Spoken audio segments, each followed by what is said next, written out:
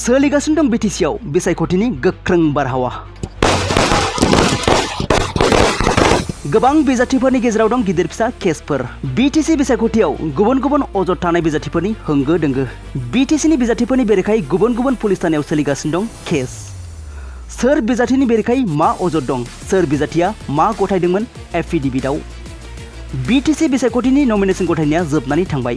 बिटिसिनि मोन 40 बिएफफोराव गासै सा 384 बिजाथिफोरा नमिनेशन गथायदोंमोन आरो बेनिनो सानै बिजाथिनि नमिनेशना नेवसिजादों एबा रिजेक्ट जादों।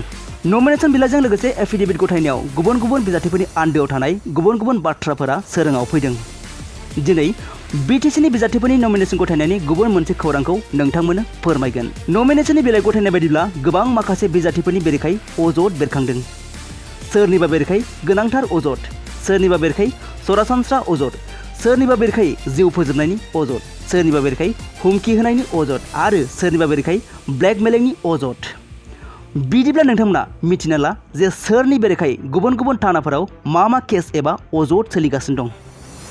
गिबियावनो नोंथांमोना नैबे एफिडेविटखौ नाय।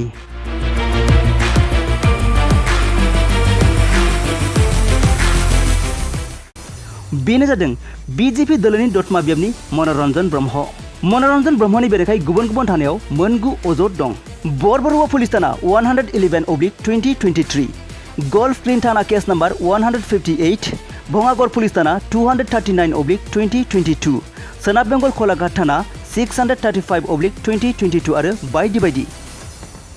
दायनिगिरिफोरनि अजदनिफ्राय बारग'वाखै बिपिएफनि आफादगिरि हाग्रामा महिलारि बिथाङाबो।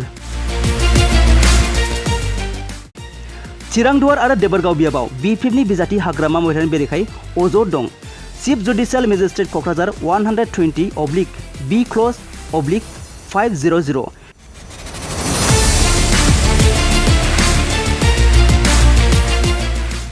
बिपिएफनि गुमा बियाबनि गुबुन सासे बिजाथि अन्टास आलीनि बेरेखायैबो मोननै केस सोलिगासिनो दं। बग्रिबारि थाना 73/2019, chief judicial magistrate Kokrajhar 463/2020, BJP दोलोनि कख्लाबारि बियाबनि रमेन मदाहिनि बेरेखायै सोलिगासिनो दं मोनथाम गोख्रों अजद। Cyber crime case number 12/2023, crime branch number 09/2023, बासिस्ता थाना 735/2023, बागानपारा बियाबनि उदां बिजाथि सुमित कुमार बर'नि बेरेखायैबो सोलिगासिनो दं मोननै केस।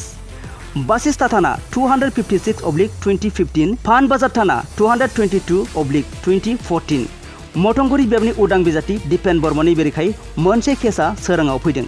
CJM कर्ट कामरुप महानगर 2644/2021, थुरिबारि बियाबनि कंग्रेस दोलोनि बिजाथि जामसेर आलीनि बेरेखायैबो मोनसे केस सोलिगासिनो दं मंगलदै थाना 246/2020, फकिराग्राम बियाबनि उदां बिजाथि सुकुर आलीनि बेरेखायै मोनसे केसा सोराङाव फैदों। गसाइगाव STJM 36/2025, सुक्ला सेरफां बियाबनि बिपिएफनि बिजाथि गणेश कछारीनि बेरेखायै मोननै केसा सोराङाव फैदों। गरेस्वर थाना 82/2020 आरो 155/2020। जेखियानो जाया मानो दा बिटिसि बिसायख'थियाव गुबुन गुबुन बियाबफोराव होंगो दोंगो जादों गुबुन गुबुन केसफोराव नांनानै थानाय बिजाथिफोरा।